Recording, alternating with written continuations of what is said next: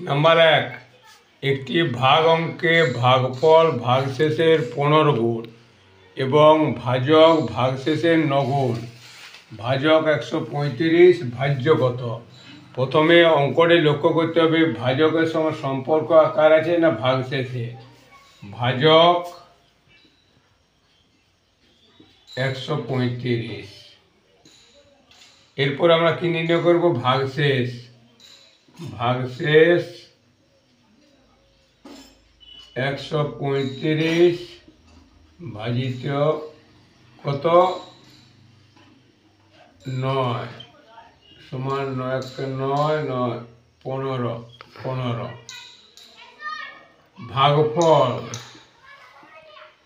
ভাগফল কত না ১৫। ভাগফল ভাগশেষের ১৫ গুণ। ভাগফল ভাজক ভাগশেষের ৯ গুণ। ভাজক কত? ভাগফল হচ্ছে ১৫। একটি ভাগ অঙ্কে ভাগফল ভাগশেষের ৫ গুণ এবং ভাজক ভাগশেষের ৯ গুণ। ভাজক ১৩৫, ভাজ্য কত? ভাজক সমান ১৩৫। এরপর আমরা কি নির্ণয় করব? ভাগশেষ। ভাগশেষ হচ্ছে ভাজক ভাগশেষের ৯ গুণ।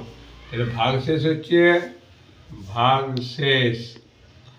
ভাগশেষ সমান ১৩৫ ভাজিত ৯ সমান ১৫।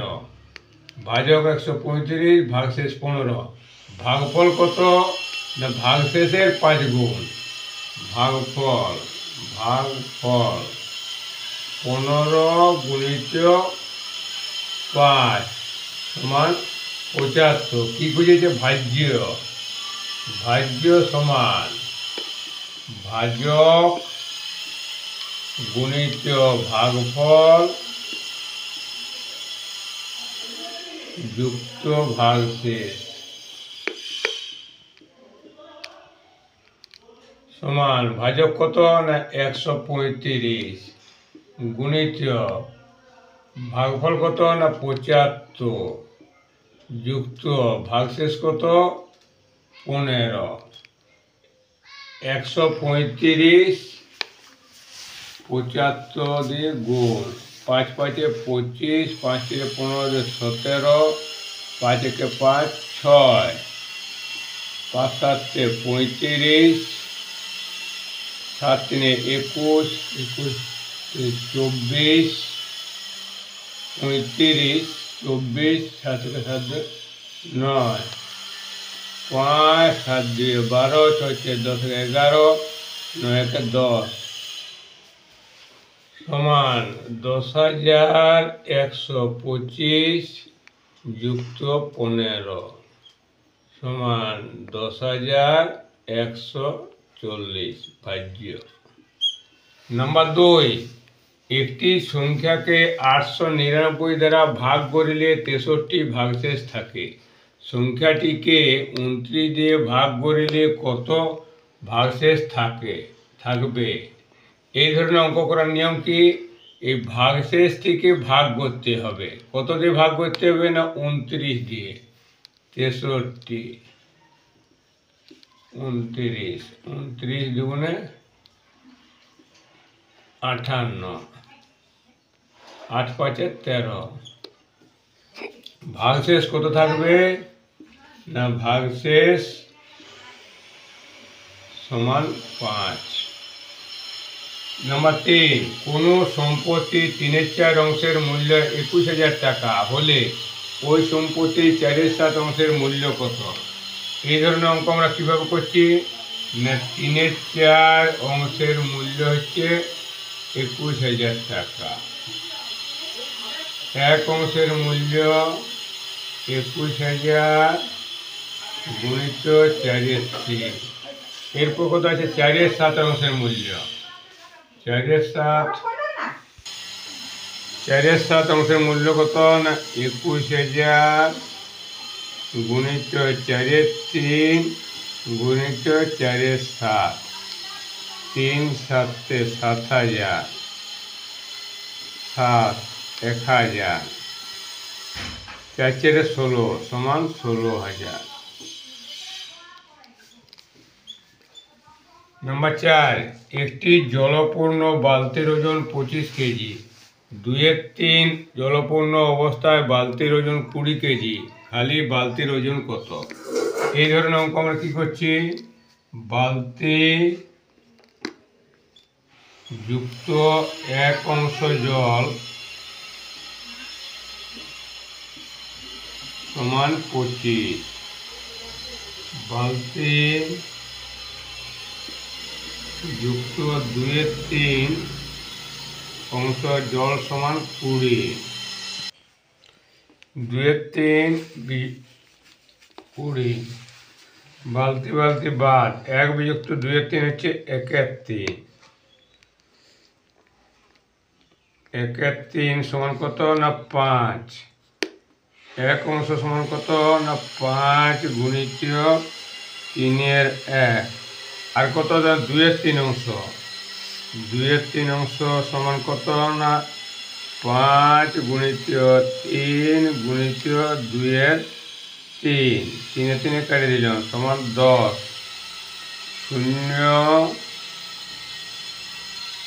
বালতির ওজন 20 বিযুক্ত 10 সমান 10 কিগ্রা। নাম্বার 5, ক্ষুদ্রতম কোন সংখ্যা থেকে 5 বিয়োগ করলে বিয়োগফল 21, 28, 36 এবং 45 দ্বারা বিভাজ্য হবে? এই ধরনের অঙ্ক করার নিয়ম কি, প্রথমে 21, 28, 36, 45 এদের লসাগু করতে হবে। 21, 28, 36, 45,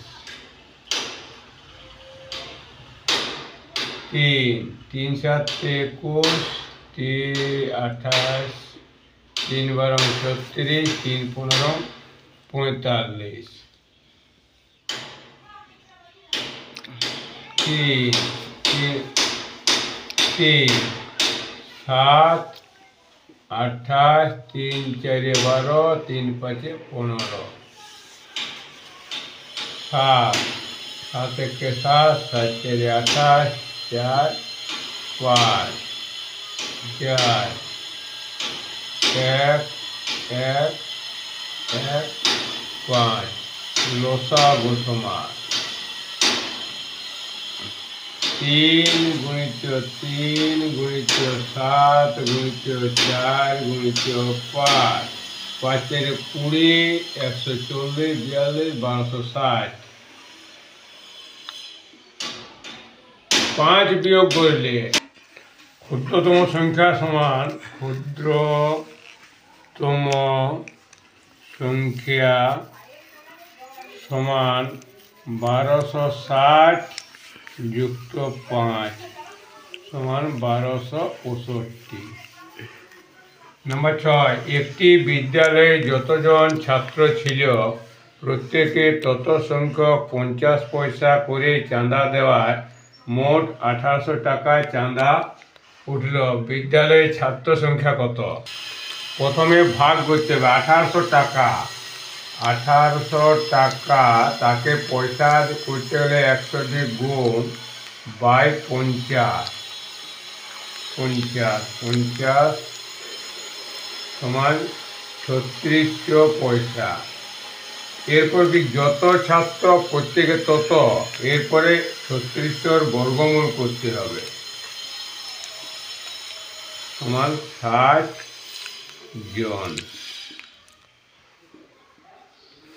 কোন ক্ষুদ্রতম পূর্ণবর্গ সংখ্যা 12, 15, 18 দ্বারা বিভাজ্য? এই ধরনের অঙ্ক করার নিয়ম কি, প্রথমে 12, 15, 18 লসাগু করতে হবে। 12, 15, 18, 3 3 4 12, 3 5 15, 3 6 18, 2 2 2 4 5 3, লসাগু সমান